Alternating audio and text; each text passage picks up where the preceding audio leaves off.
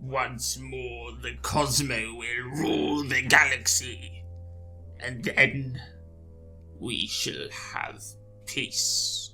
What's good, YouTube? Quick discussion video today on Kozmo Dark Eclipser. Lots of people have difficulty outing this card, especially because Kozmo is a pretty prevalent force in the metagame right now, and I'm just showing you all the different ways which you can tech in cards to out Dark Eclipser, because realistically it is pretty hard to kill.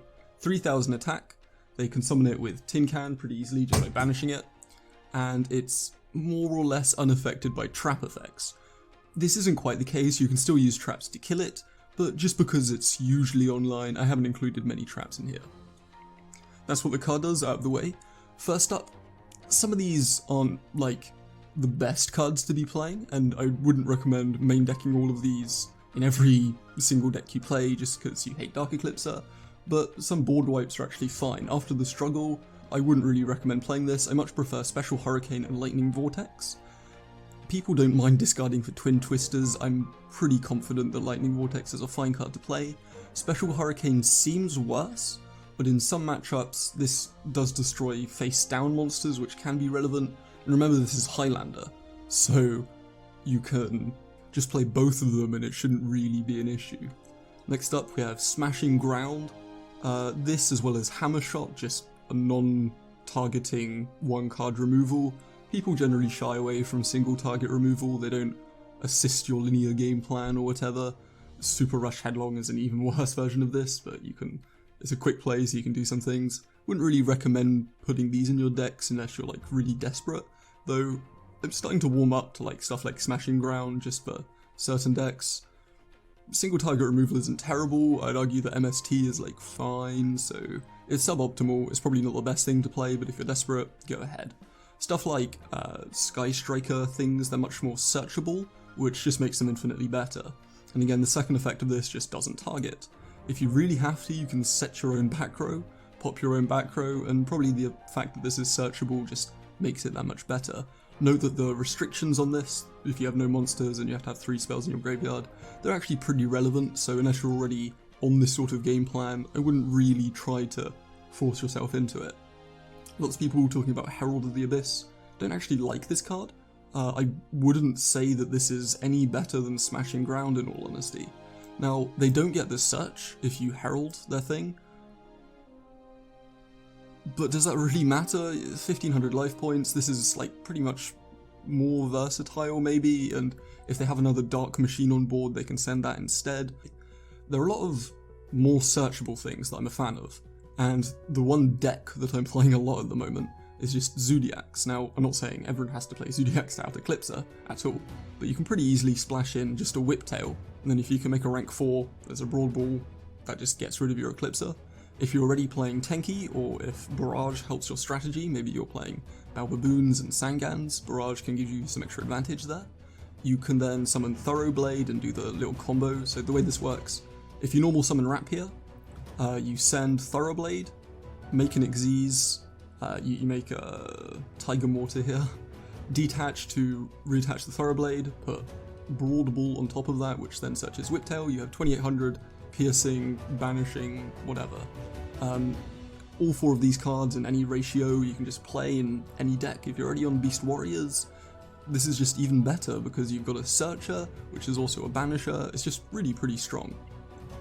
And again, on the Tin Can front here, if you're already playing Tour Guide, Sangan, and Skarn, this is one of the sort of main engines of Trinity that a lot of decks play. Your Sangan, if you're going turn 1, can search for any of these hand traps, all of which stop the Tin Can. And again, if you're just playing these hand traps, you can just stop their Tin Can, which is fine.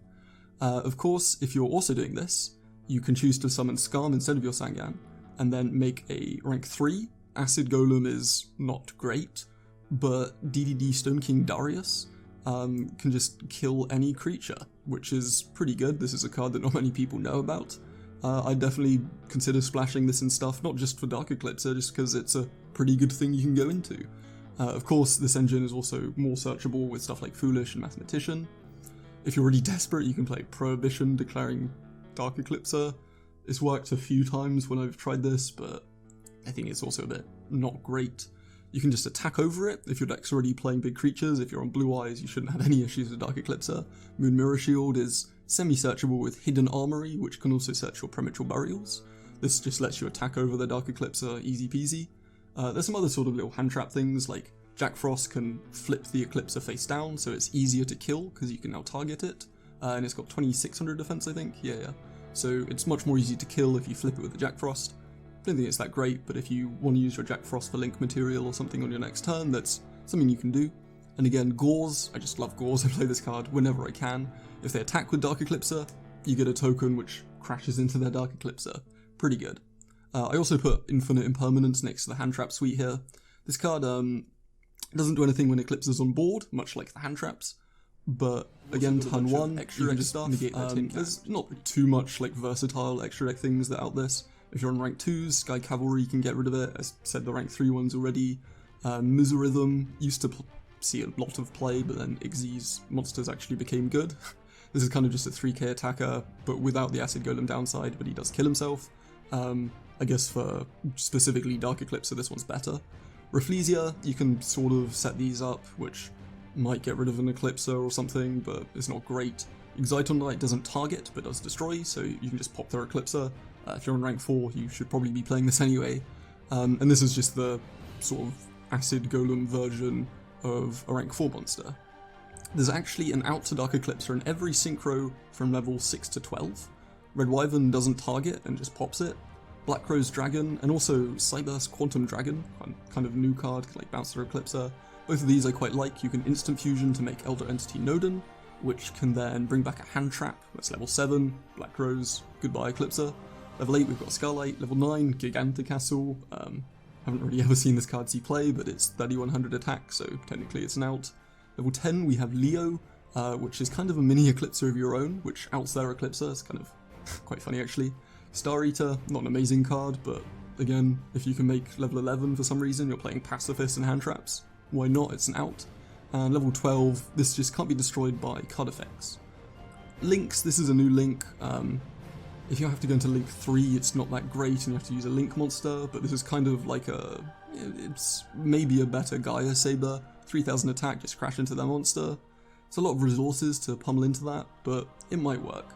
If you play Mathematician, you can send Dandelion, then make a Link Karibo, and then that just sets this up straight away, which is pretty cool. And you can also make Power Code Talker, which I quite like as a card just in general. It can negate effects, and it can double its own attack.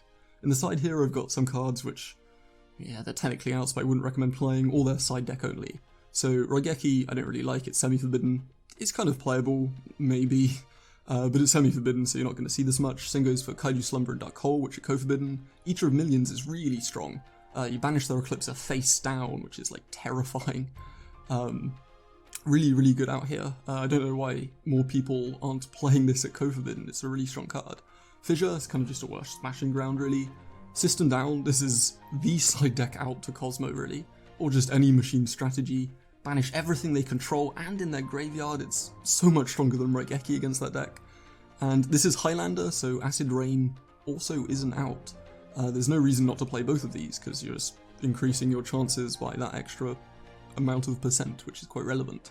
Gone into Zoo, just another reminder that Broad Ball is a generic rank 4. This guy's kind of new. You can like increase the attack of another thing you control. Exploded Dragon, I'm not saying to play Exploded Dragon here, or DD Warrior Lady, or Samurai Cavalry, but these are kind of things, you're already playing searches for things, you might as well maybe side these and you've got an easy out to Eclipser. I'd recommend doing stuff like Tour Guide before then, but if you want the extra versatility, it's another way to get around stuff. Banishing is strong outside of killing Kozmo. You can banish their Wee Witches or their Sangans or whatever. It's not terrible. These are just my outs to Dark Eclipser. If you've got any more or any better ones, or if you hate any of mine, comment down below. Otherwise, till next time, stay groovy.